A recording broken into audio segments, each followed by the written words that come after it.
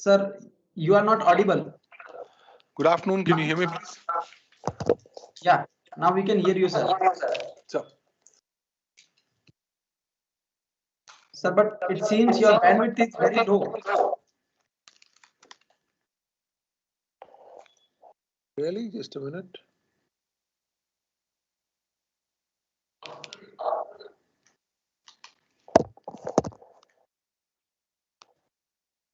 We are receiving break frames of your video.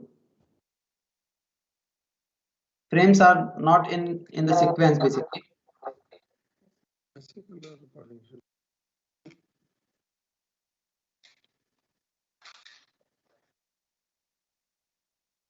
Anji, can you hear me now? Is it better? I've shifted on to another network.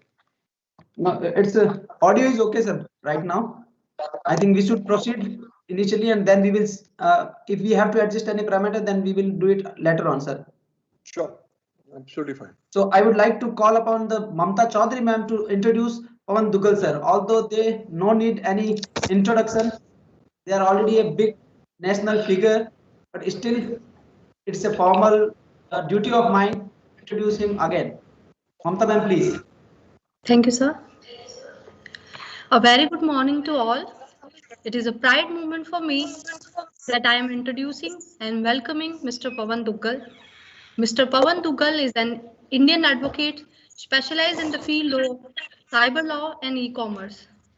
While practicing as an advocate in Supreme Court of India, Mr. Pawan Duggal has made an immense impact with his international reputation as an expert and authority on cyber law and e-commerce. He has been acknowledged as one of the top 4 cyber lawyers in the world. He has been acknowledged by WDD, that is World Domain Day, acknowledged him as one of the top 10 cyber lawyers around the world. He is the member of Nomcom Committee, President of cyberlaw.net, President of Cyber Law Asia, which is Asia's organization committed to passing dynamic laws in Asia continent. He is the member of PMP established by World Federations of Scientists. He has membership advisory committee of the Internet Corporation, advisory council of the Institute of Cyber Security and Law, University Delhi. He is the signatory of various statements which is issued by Oxford Institutes of Ethics. He has been written several books on the topic cyberspace, internet and World Wide Web, etc. He has authored 174 books on intersection of law and technology. 19 of various books authored by Mr. Pawan Duggal have been featured by Book Authority in 37 cyber laws books of all the time. He is the chairman of the International Commission on Cybersecurity Law. Today, Mr. Pawan Duggal address on the topic IT Act 2008 and case studies. On the behalf of Government Polytechnic College, I am welcoming Mr. Pawan Duggal to take the session.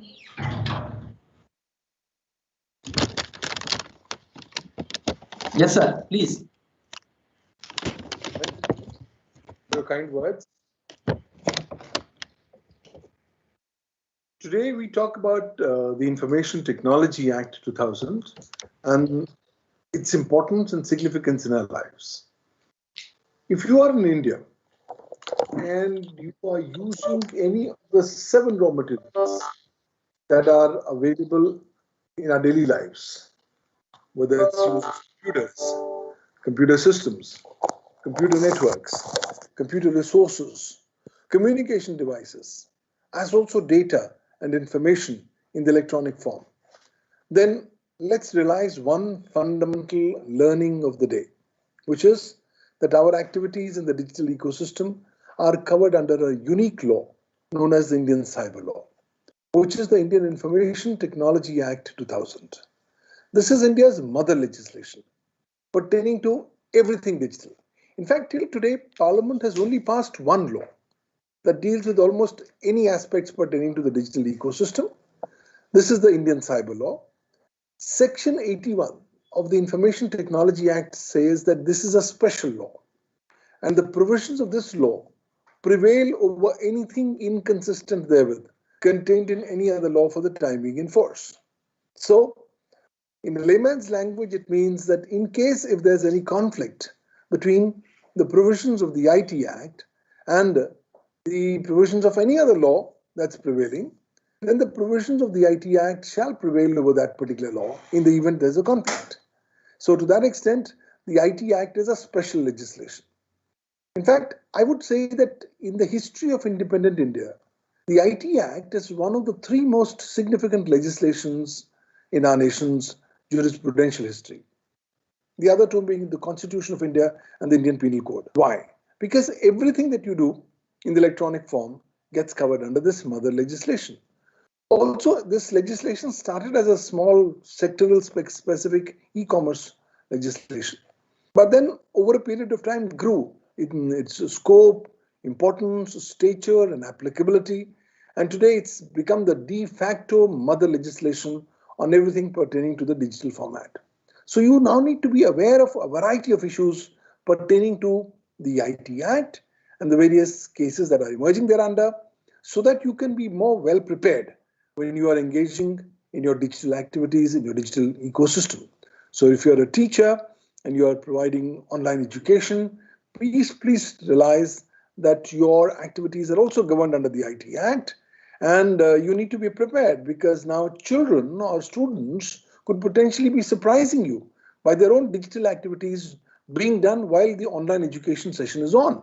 And therefore, if you are not appropriately well nuanced pertaining to the various requirements of the Indian cyber law, you may not be in a better position to effectively give an appropriate answer or response to such activities. Hence, the IT Act assumes a lot of significance. I have a small presentation. Maybe we can go through the same as we go forward.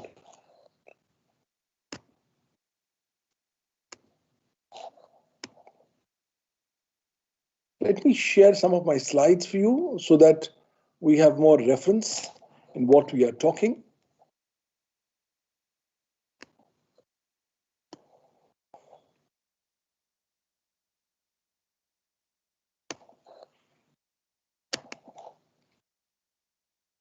So I hope my slides are visible. In design mode, it would be better if it would be in full screen. Is this better, or you want me to make some changes?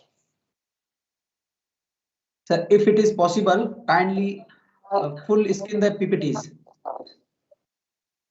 I've already done this full screen. You're not able to get my full screen? No, sir.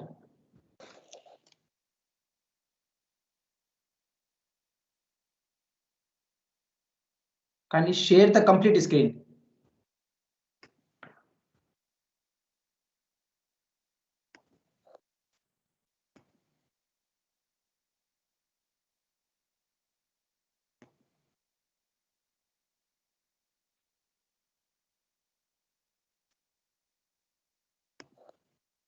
Is the complete screen visible now, please?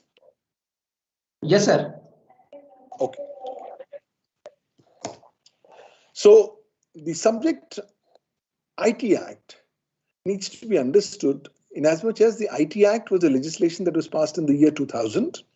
It was in 2008 that the IT Amendment Act 2008 was passed, which made amendments to the IT Act. These amendments were necessitated after the coming of the Mumbai attacks, and the Parliament within 30 days of the Mumbai attacks had actually gone ahead and come up with their own new amendments to the Indian cyber law. But when I look at the news all around, almost every activity that happens in the digital ecosystem today has got cyber legal ramifications. Recently, the government of India banned 35 YouTube channels, 2 websites for running anti-India propaganda. And this banning or blocking of content also happens thanks to the powers that are given to the Indian government under the Indian IT Act. Cyber crimes have completely overtaken our lives. In fact, with the coming of COVID-19, the golden age of cybercrime has begun. And therefore, it becomes imperative for us to understand that we are surrounded by these so-called cybercriminal elements all around us. And everybody is a potential victim of cybercrimes. Now, there are so many cybersecurity breaches, attacks that are happening on Indian networks, on Indian banks, and you and I are becoming constant victims. You're getting calls of phishing, where you're being asked to click on a link or give details of your bank records so that your money can be taken away without your specific consent.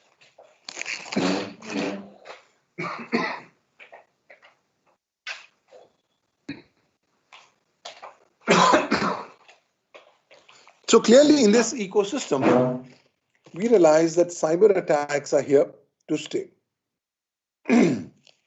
Ransomware has become a big chunk of attack today for cyber criminals. So much so that now every 11 seconds, one company anywhere in the world becomes a victim of a ransomware attack.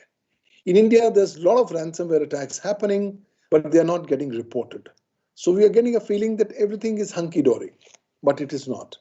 When you look at the public domain, you get inklings of how the situation is clearly getting worsened with each passing day.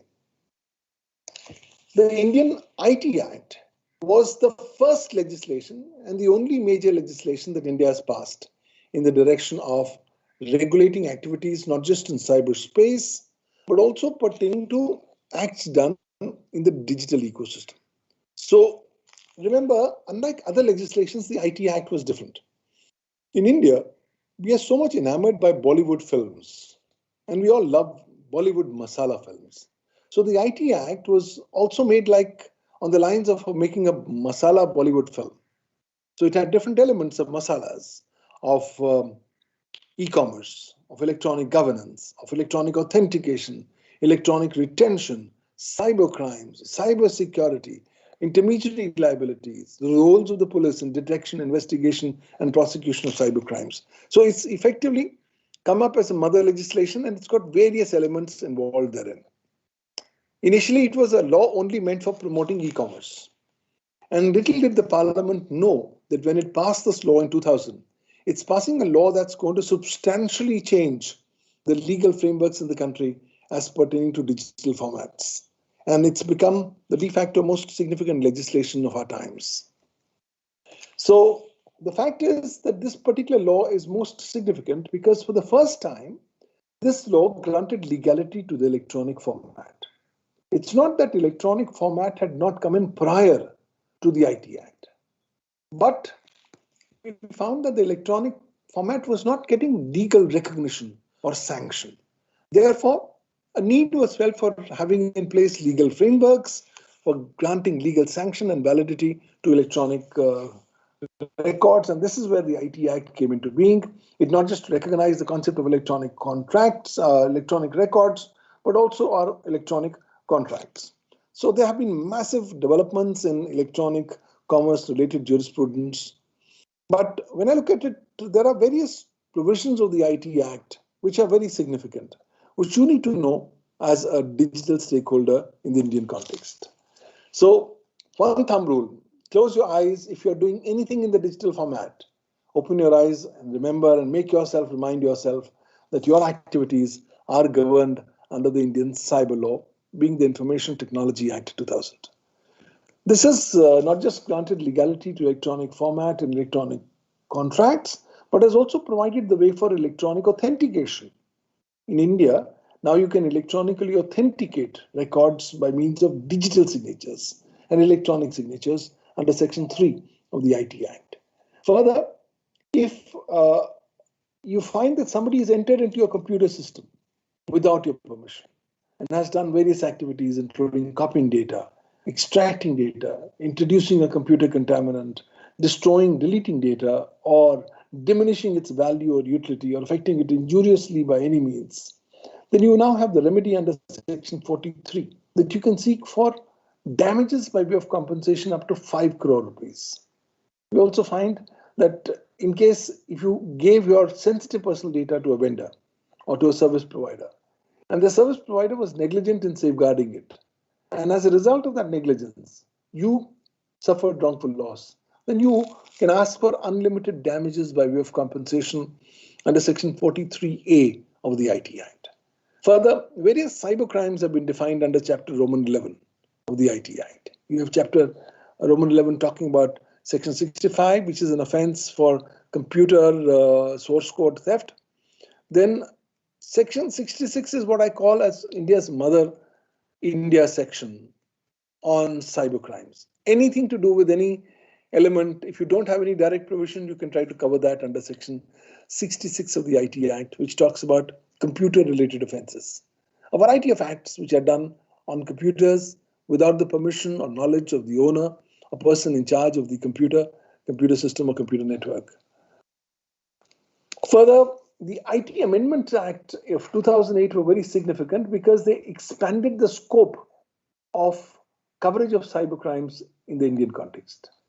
So a variety of new cybercrimes were added under the IT Act. So you had Section 66B, which talks about if you dishonestly receive stolen computer resource or a communication device, that becomes an offense.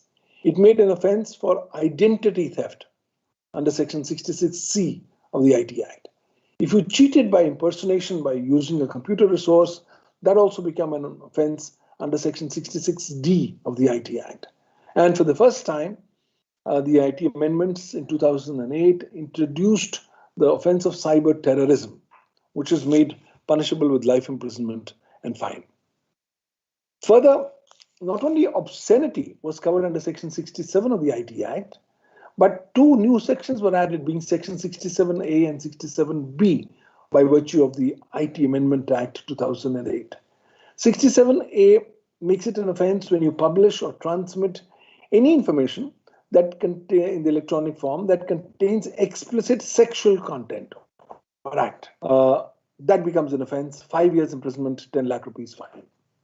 67B deals for the first time with the entire issue of child pornography, of publishing or transmitting electronic records which show children in its explicit sexual acts and other stuff. The important thing about Section 67B of the IT Act was that for the first time, it actually even made browsing of child pornography as an offense. Further variety of cybercrimes are given under the IT Act. Section 71 talks about misrepresentation. If you breach the confidentiality or privacy of electronic records, that's a separate crime. You disclose disclose any information in breach of a lawful contract, that becomes an offense. You publish false in certain particulars or for fraudulent purposes, that becomes an offense. Now, after the IT amendments were passed in the year 2008, which also incidentally included a very new definition on cybersecurity, very vast definition on cybersecurity, and some provisions on cybersecurity, we found that the government had been given the power to come up with secondary rules and regulations under the IT Act, under Section 87. So consequently, various rules and regulations were issued. These were collectively known as the Information Technology Rules 2011. And these were dealing with various aspects pertaining to acts done by intermediaries, pertaining to electronic service deliveries, pertaining to reasonable security practices and procedures, and pertaining to cyber cafes.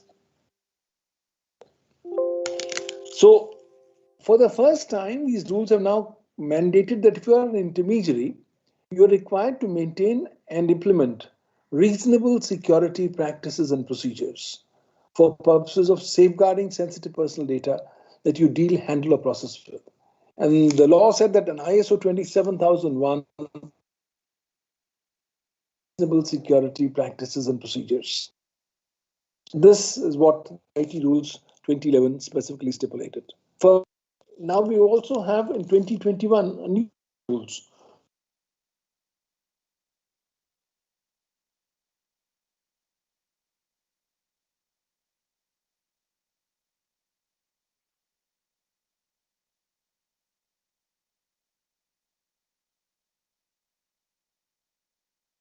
Pawan sir.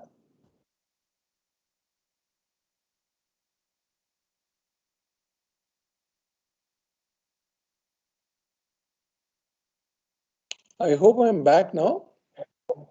Yes, sir. Your screen is not visible. PPT. I hope it's now visible. Can you see Yes, my sir. presentation, please? Okay. Sir, there are few black patches are also there. Black patches. Black patches on the top of the screen and on the right bottom corner also. If it is possible to remove those, it would be great, sir.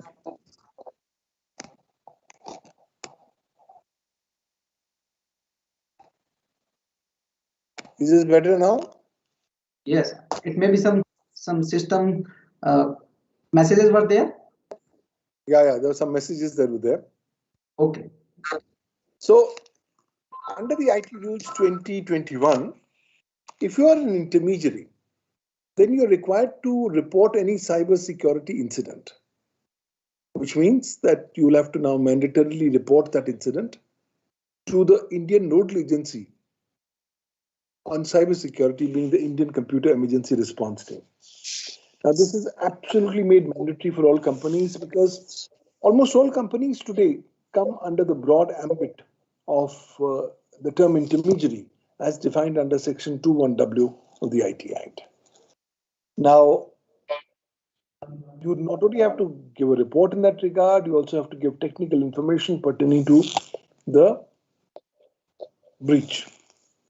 Further, the now law requires you to even file a cybercrime complaint because if you have become aware of a cyber criminal activity, then you cannot be a mute spectator. You have a mandatory responsibility to report it. And now the government has actually come up with a system known as cybercrime.gov.in, which is the National Cybercrime Reporting Portal, on which you can actually go ahead and report various cyber crimes. Now, the beauty is that under the IT Act, all intermediaries have been defined in very broad terms under Section 21W of the IT Act. So if you're a company or if you're a legal entity who, on behalf of another person, is receiving, storing, or transmitting any particular electronic records, or providing services with respect to those records, then you become an intermediary. So further, if you become a network service provider, internet service provider, web hosting service provider, online auction portal, online payment sites, online marketplaces, cyber cafes, and search engines, then clearly you are also intermediaries. Now, once you're an intermediary, then Section 79 of the IT Act becomes of crucial significance. Section 79 talks about your statutory exemption from legal liability. Remember in Mahabharata, when the Gita discourse was happening, Lord Krishna had one central message to Arjuna. Lord Krishna told Arjuna, come to my Sharana, I will protect you. An exact same message is provided under Section 79 of the IT Act, where it's a message given to all intermediaries that you come within the ambit of law, comply with the provisions of the IT Act and rules and regulations, and the law then promises that you will be statutorily exempt from exposure to legal liability. So the law is effectively giving all intermediaries a suraksha kavach, a statutory exemption from legal liability, which means that anybody can sue them or file any complaint against them, but the law guarantees that the service provider cannot be sent to jail, cannot be forced to pay 1 rupee damages by way of compensation. Therefore, this statutory exemption from legal liability becomes of crucial significance. And most of the intermediaries in India are still not complying with the parameters of the IT Act and rules and regulations with respect to the provisions for intermediaries. Now, the problem is that the IT rules 2021, which have now come into effect from 25th of February 21, have now categorically told intermediaries that the terms and the provisions of the IT rules 2021 are mandatory. If you don't comply with the same, then be prepared that not only your statutory exemption from legal liability is going to be withdrawn by operation of law, but more significantly, you are liable to be punished for various offences under the Information Technology Act 2000 and also under the Indian Penal Code. And clearly the government is not sleeping. You don't comply. So you've seen the case of Twitter, Twitter did not comply with the mandatory requirements of the IT rules 2021, and you found that after 90 days of the said statutory period expiring, the government actually lodged 4 different FIRs against Twitter in different states. Further, the government has been repeatedly trying to make these intermediaries and big tech companies more responsible for more accountability. So we've seen multiple FIRs against various service providers. We've seen service providers being called by the government and the ministries, asking them to do various actions. And I've seen by and large, intermediaries are now hesitantly complying with the provisions of the IT rules 2021 because they realize if they don't comply, they are going to be exposed to a lot of potential legal consequences. So what do these IT rules 2021 says?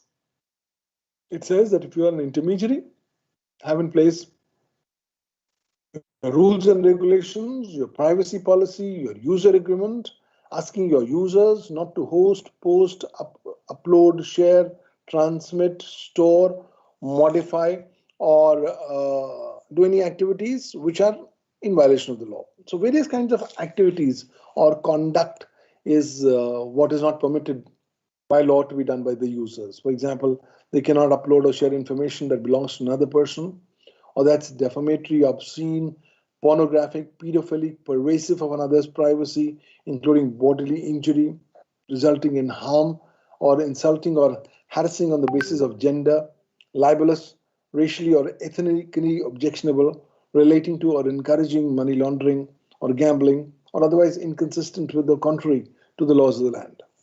Further, you can't put any content which is harmful to children or which infringes the intellectual property rights of any person, or which violates the law of the land, or which deceives or misleads the addressee about the origin of the message, or if it impersonates another person.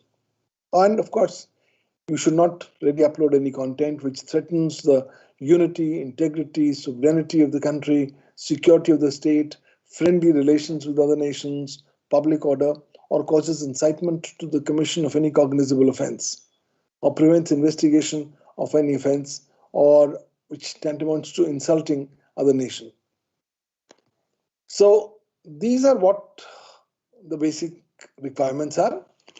Further, the law says that, okay, once an intermediary gets an order, either from a court of competent jurisdiction or from the governmental agency, please remove this content because it's in violation of the law, then it's duty to remove the said content.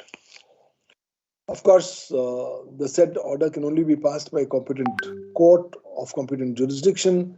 Even the relevant statutory governmental authority must have the relevant power before directing the intermediary to remove such kind of a content. Further, a lot of transient or temporary information of storage happens on the servers of the intermediaries. The law says that's of no consequence. If something has happened temporarily in terms of temporary storage, that will not be coming into the way of compliances by intermediaries per se.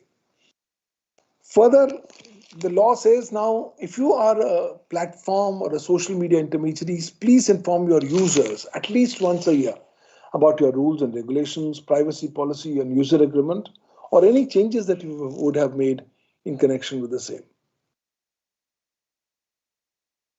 Now, a lot of times the government wants these intermediaries to preserve information. So they'll give information requests to these intermediaries, and then intermediaries are required to preserve the said electronic logs or records. Further, if you are an intermediary, the law says please follow and implement reasonable security practices and procedures which are given under the Information Technology Rules 2021. So for example, an ISO 27001 is one example of reasonable security practices and procedures. Now, a lot of times we have found prior in point of time that intermediaries have not been very responsible or very responsive to the requests of the law enforcement agencies for information. So here for the first time the IT rule says that they will have to act proactively and they will have to give information within 72 hours to the law enforcement agency for the purposes of verification of identity or for the prevention, detection, investigation, or prosecution or of offences under any law for the time being in force or for any cybersecurity incident. Now, the law says if you are an intermediary, please don't voluntarily install or modify technical configuration of computer resources that could have an impact upon the working of the platform. Any cybersecurity breach, please report this to the Computer Emergency Response Team of India. Further, we had found out that from 2011 till 2021, most of these service providers were located outside India. The Facebooks, the Googles, and the Twitters of the world. And if you had any dispute with them, they would not respond to you. You would not get the redressal of your disputes. Now, for the first time, the rules have said that all service providers will have to have at least now a grievance redressal mechanism, so that any person sitting in India can reach out to the said grievance officer, who has to acknowledge the complaint within 24 hours. If the complaint deals with sexual content, then the content has to be down within 24 hours. Otherwise, the complaint has to be redressed within 15 days. So further, if you are a big or a significant social media intermediary, then clearly additional requirements are required. For example, you have to now comply with the order of blocking, of any blocking that could be passed. Various YouTube channels, websites are continuously getting blocked. Further, you're required to have in place some nodal officers. For example, you have to have 3 officers. You will have to have a grievance redressal officer, you'll have to have a chief compliance officer, and you'll also have to have a nodal officer. Now, these are various rules that I can actually skip across.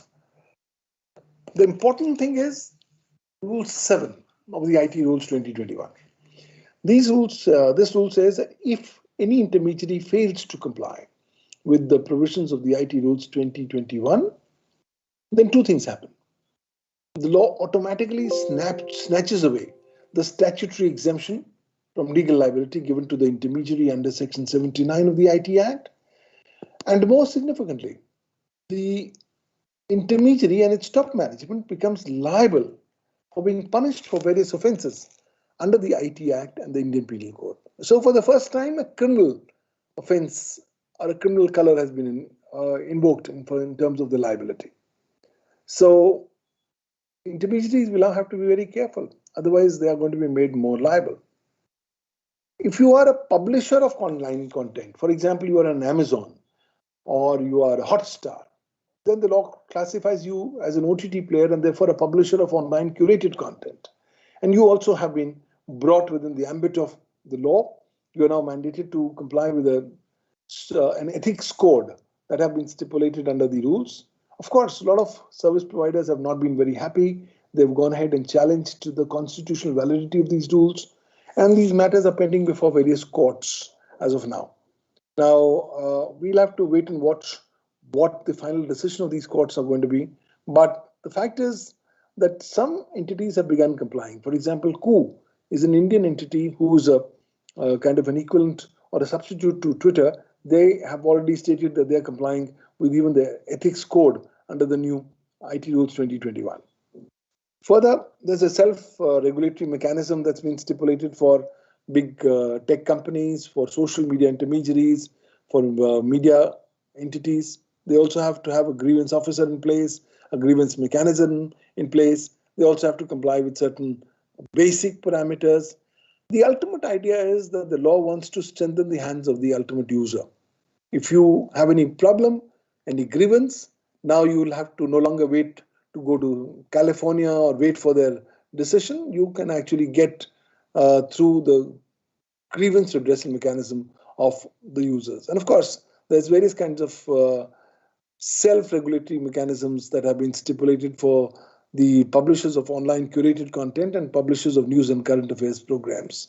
So there's a self-regulation by publishers, then there's a self-regulation by self-regulating bodies, and finally there's an oversight mechanism by the government per se. I will just like to skip over some of these and come back to the fact that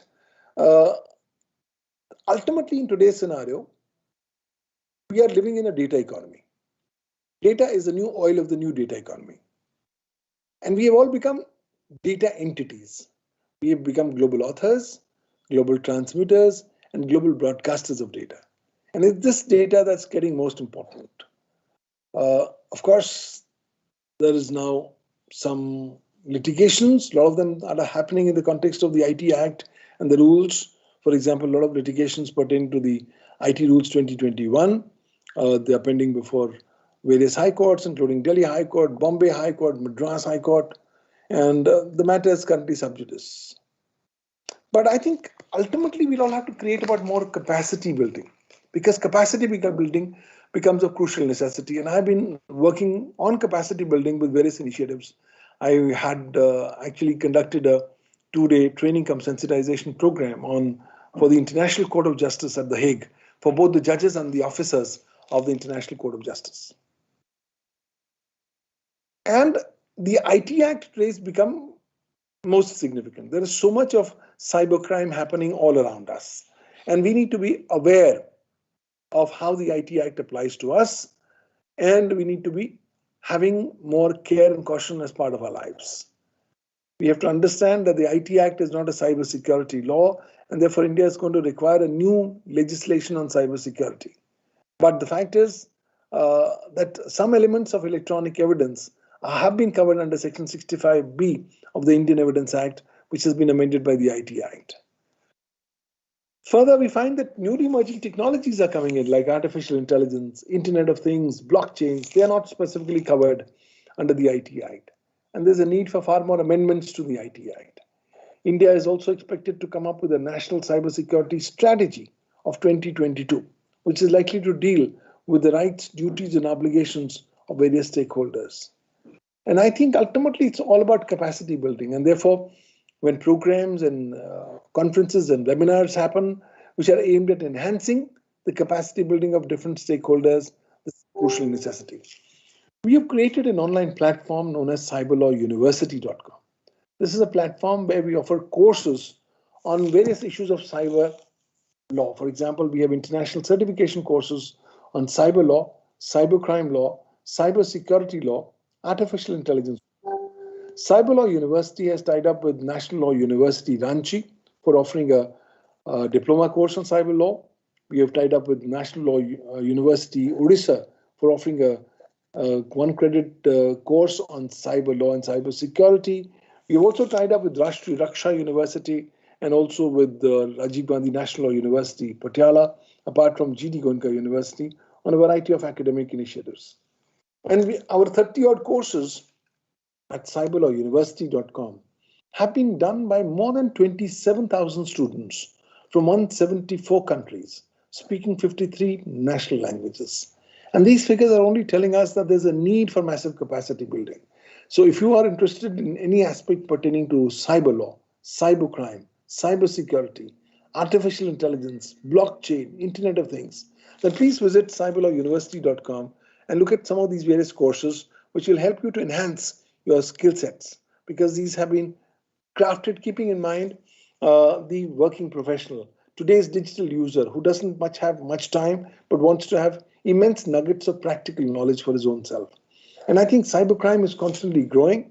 Therefore, we have to be prepared that the golden age of cybercrime has already begun with the coming of COVID-19. We must take precautions. We must try to have cybersecurity as a part of our lives. Otherwise, there's going to be a problem. And of course, ultimately, the law will have to be strengthened. The Indian IT Act is 22 years old. We have not yet amended it once, except barring the 2008 amendments. And since also that's been 14 years since the law has not been amended, the time has come to amend the law, because most of the cyber crimes which have been made as bailable offenses under the IT Act now need to be made as non-bailable. We need to actually enhance the level of deterrence under the IT Act, because cyber crimes and cybersecurity breaches will be a constant companion in our lives. And therefore, we will have to be more careful of how the Indian cyber law is going to be made applicable in the context of our lives. My presentation ends here, but I would like to talk about a couple of things before I close my specific address. Today, when you are dealing with electronic banking, you're all very careless. We put all our credit card numbers, our PIN numbers on our mobile phones, and we think these mobiles can never be hacked. But the contrary is the truth. Hacking mobiles is a child's play. So we have to somewhere start realizing that, you cannot be negligent or careless in dealing with your devices. And then when a cybersecurity breach happens, you cannot blame the government. The government is doing its own bit, but I think we need to do our own bit as well. And today in India, we have seen the trinity of cybercrimes emerging during COVID-19: phishing, identity theft, and online financial frauds. People are losing money left, right, and center. Sorry. It's not just uneducated people, it's educated people who are also losing a lot of money.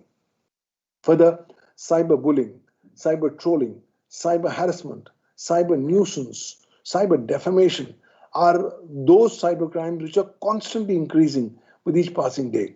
And therefore, we have to be mindful of the fact that if a cybercrime happens in front of us, we are mandated to report. If we become a victim of a cybercrime or a cybersecurity breach, we must report the same to the statutory authority on a variety of things. For example, for reporting to police, you can go to cybercrime.gov.in. If it's a cybersecurity incident, you can report it to the Indian Nodal Agency on Cybersecurity, being the Indian Computer Emergency Response Team. So you just have to be now conscious, careful, duly diligent. Do not take the internet for granted. And please remember, the internet is constantly changing. I have recently written a book called New Cyber World Order Post-COVID-19, where I've argued that when the nations are going to be victorious against COVID-19, we will enter into a new cyber age where there will be a new cyber world order. Cyber crimes and increasing cybersecurity breaches will become the new default normal. Further, states are going to become very powerful, and there's going to be increasing interference in the enjoyment of digital liberties of users. So I believe we must now be preparing ourselves on how to deal with this new cyber age. The coming of pandemic has told us now online education is a part of our lives, and this is going to be there for quite some time. Don't expect tomorrow COVID-19 finishes, everything comes back to normal. Nothing will come back to normal. In fact, life has changed irreversibly, and therefore there'll be a need for us to constantly keep on updating our digital skill sets so that we can be more proficient and more empowered when we are dealing with variety of cyber issues and challenges that are facing as part of our day-to-day lives. And do remember, whatever you do in the electronic ecosystem, every act that you do has got cyber legal ramifications. Do not think that you are invisible on the internet. Do not take for granted your so-called anonymity, because nothing is anonymous online, because you are constantly being tracked and traced, whether it's by your service providers, whether it's by state, non-state actors. So there's nothing known as privacy out there. So let's not be part of the great Indian vomiting revolution. This is a great Indian vomiting revolution where Indians are vomiting all kinds of data about their personal, professional, and social lives without understanding the legal ramifications of the same. It's time for us to start only sharing data on a need-to-know basis. Let's not tell the entire world about everything that we do. Let's learn to protect and preserve whatever limited privacy remains in our hands, because that's going to be of crucial significance. And now we have new versions and avatars coming in. We have Web 3.0 coming in. We have the metaverse coming in, where we will be interacting on this new virtual environment of the internet, augmented reality and virtual reality through our virtual avatars. So it's a new world that we're coming up. We're going for a decentralized digital economy where blockchain is going to play an extremely significant role in terms of helping ownership of data come back in the hands of those who created such data, and thereby slightly clipping off some of the existing huge power structures and the huge power mechanisms that have been thrust on the hands of the big tech companies. So it's a different world. Let's be conscious. Let's be careful. Let's be duly diligent. And finally, let's adopt cyber resilience as part of our day-to-day lives. Let's begin by the basic presumption: we are under attack, we will be attacked. The important issue is not that we are attacked. The important issue is how quickly Can I come back to a state of normalcy after getting attacked? That's known as cyber resilience. And we must increasingly focus on cyber resilience. We must take backups of our systems, of our mobiles, of our data.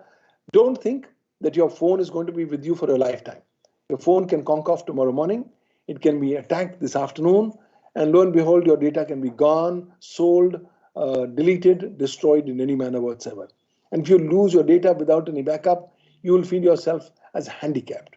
Therefore, I think focus more on protecting and preserving your information assets, your digital data, because that's your digital power elements, the digital power ammunition that you have, through which you will be able to fight your various day-to-day battles in the digital ecosystem. I'm not saying go to the Himalayas and become a hermit. I'm saying let's recognize that internet is now here to stay. Internet is an integral part of our lives. Let's start adopting cybersecurity and cyber resilience as part of our day-to-day mechanisms. Let's try to ensure compliance with applicable law, because ultimately, ignorance of law is no excuse in the eyes of law.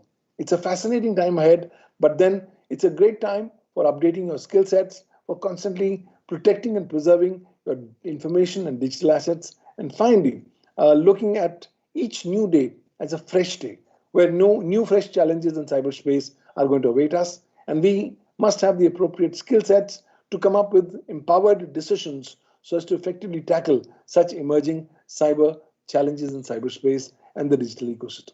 Thank you, ladies and gentlemen. It's been a pleasure talking with you. Happy to have answer any specific questions. Over to you, Mr. Joshi. Thank you so much, sir. Now, I would like to call upon Dr. Sipra ma'am to conclude the session. Sipra ma'am, please.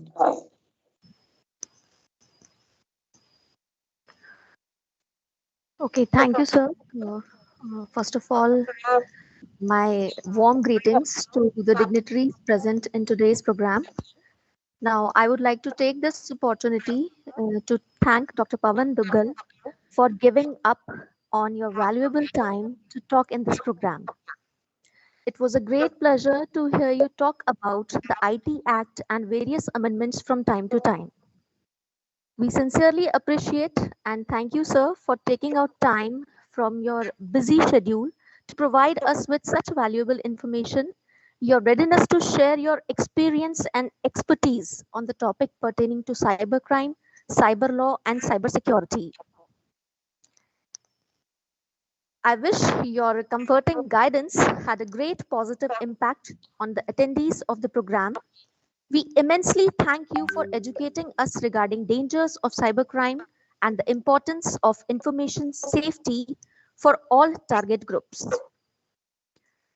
We once again thank you, sir, for making us aware about the Indian cyber law, the cyber legal ramifications, the ransomware attack, the IT law 2000, and different amendments from time to time.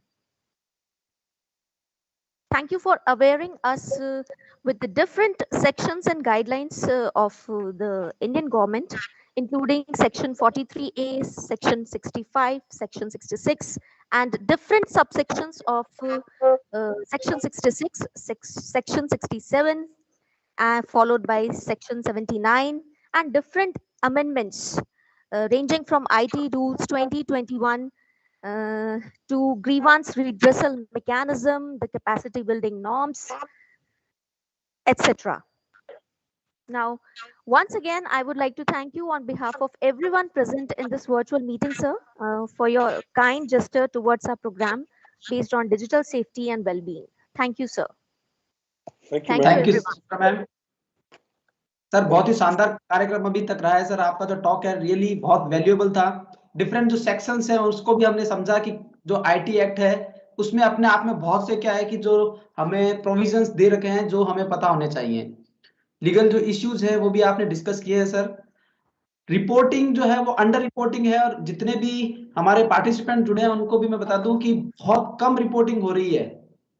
Reporting अपने आप में एक बहुत बड़ा issue है, क्योंकि अगर law को भी फ्रेम करना है तो उसके लिए भी रिपोर्टिंग है, उसका बहुत इंपैक्ट रहता है। तो स्टेट वाइज जो national crime record bureau of India है उनकी जो हालिया प्रदर्शित जो रिपोर्ट है उसमें अगर देखा जाए तो बहुत ज्यादा कम उसके अंदर तो बहुत जो हमारे ये अंडर रिपोर्टिंग का जो इश्यूज है वो स्टेट वाइज, जेंडर वाइज और क्राइम वाइज वो सारी रिपोर्ट्स हैं, उसको आप देखें कि साइबर क्राइम का जो बार है वो बहुत ज्यादा बढ़ रहा है। एनसीआरबी की रिपोर्ट कह रही है, और अभी ये जो रिपोर्ट आई है वो भी एक तरह से 2 साल पहले की रिपोर्ट है, उसके आंकड़े भी बहुत पहले के हैं। तो जैसा कि सर ने बताया कि गोल्डन एज शुरू हो चुका है कोविड-19 के बाद में, तो ये बार बहुत ज्यादा आएंगे, और ये कंडीशन कब है, जब बहुत कम रिपोर्टिंग है, अंडर रिपोर्टिंग है। तो इसलिए ये साइबर क्राइम के अकॉर्डिंगली हमें लीगल प्रिकॉशंस भी हमें पता होना चाहिए, और उसकी रिपोर्टिंग रेस्पॉन्स जो है, हमें इंसिडेंट रिपोर्टिंग है वो भी करनी चाहिए। तो ये इंटरमीडिएटरीज की भी एक रेस्पॉन्सिबिलिटी सर ने बताई है इसको।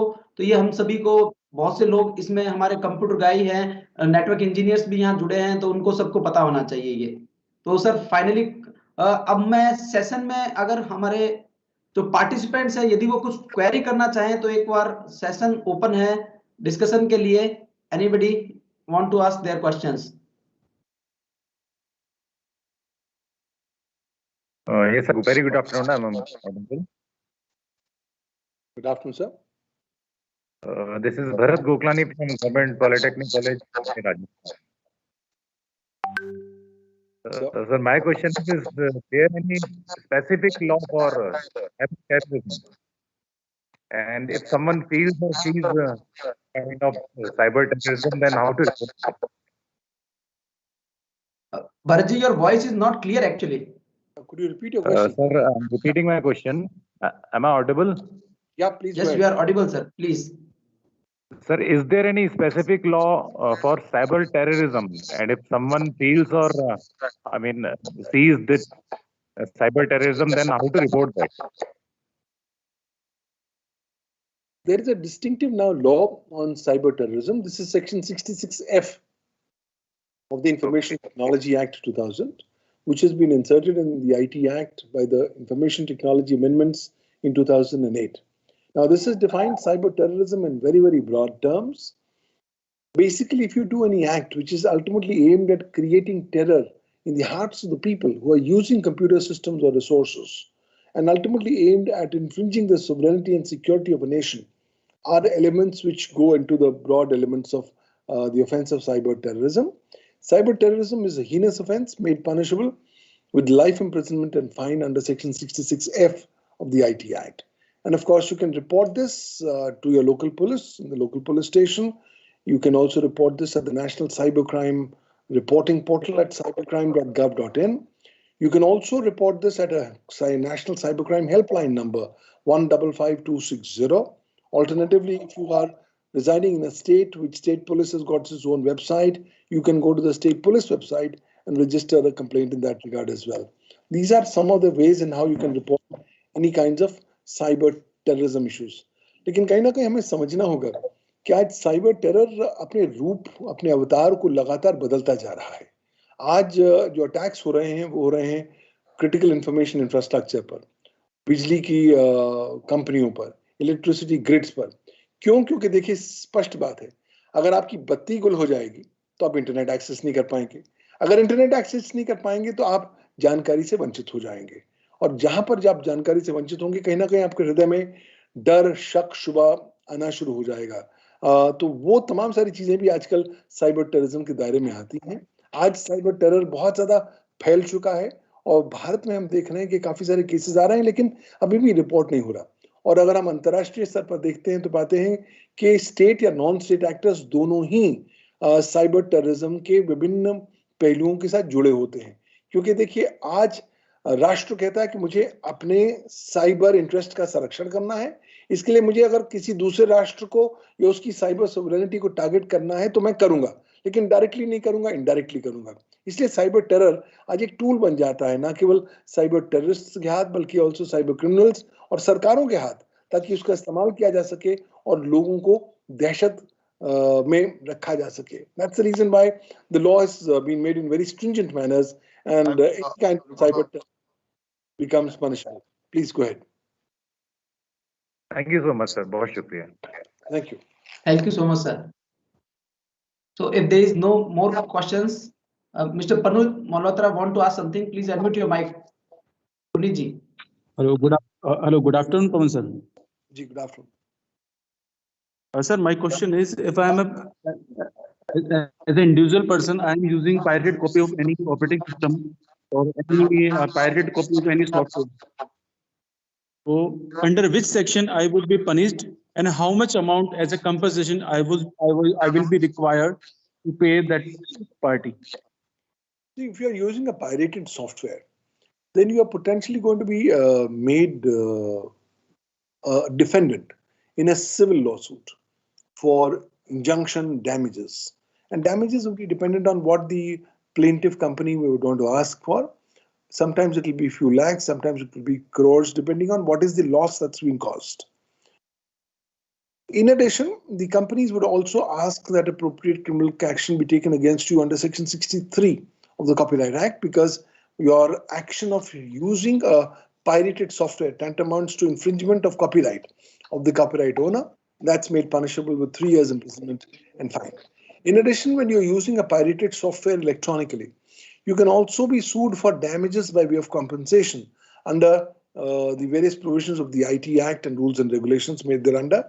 Because when you actually are using pirated software, you are diminishing the value and utility of the original licensed software. That being so, you're causing wrongful loss to the concerned company, and the company can seek damages up to 5 crore rupees under Section 43 of the IT Act. In addition, you can also be criminally prosecuted for offences under Section 66 with Section 43 of the IT Act, because you've done dishonestly or fraudulently the act of using the online pirated software or the normal pirated software with the purpose of diminishing the value and utility of the original copyrighted software or affecting it injuriously by any means. So you can be made liable for computer-related offences under Section 66 of the IT Act.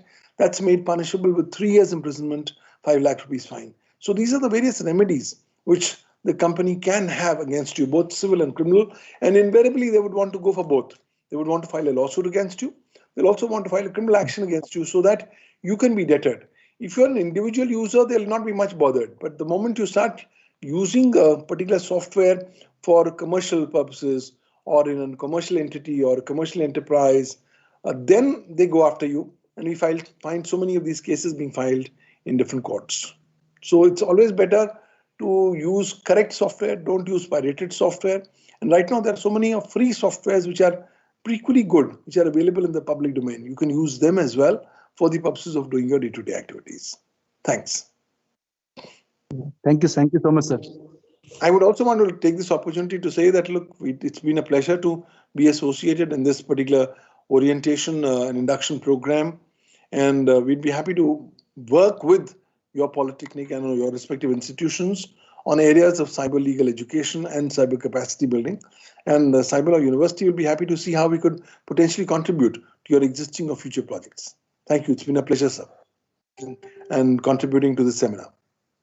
Thank you, Pawan sir. We will definitely look forward to your suggestions and your willingness to be associated with the Director of Technical Education. Definitely, sir. Thank you, sir. It's been a pleasure. Dear participants, हमारा जो आज का जो exam है अभी बस शुरू होने वाला है. आपको जो लिंक है आपका व्हाट्सएप ग्रुप है उस पर हमने भेज दिया है और हमारी जो वेबसाइट है ऑफिशियल उस पर भी ये लिंक है और हमारा जो सेशन है वो सारा रिकॉर्डेड है. आप यूट्यूब पर भी सर का अगर दोबारा देखना चाहे तो उसको देख सकते हैं. तो जो इंस्टीट्यूट का हमारा यूट्यूब चैनल है उसको आप देख सकते हैं, जीपीसी बाड़मेर. तो एग्जाम लिंक ओपन है, इट्स ओके. तो लिंक है वो ओपन हो गया है, आप अपने रेस्पॉन्सेज है उसको दीजिए. Thank you.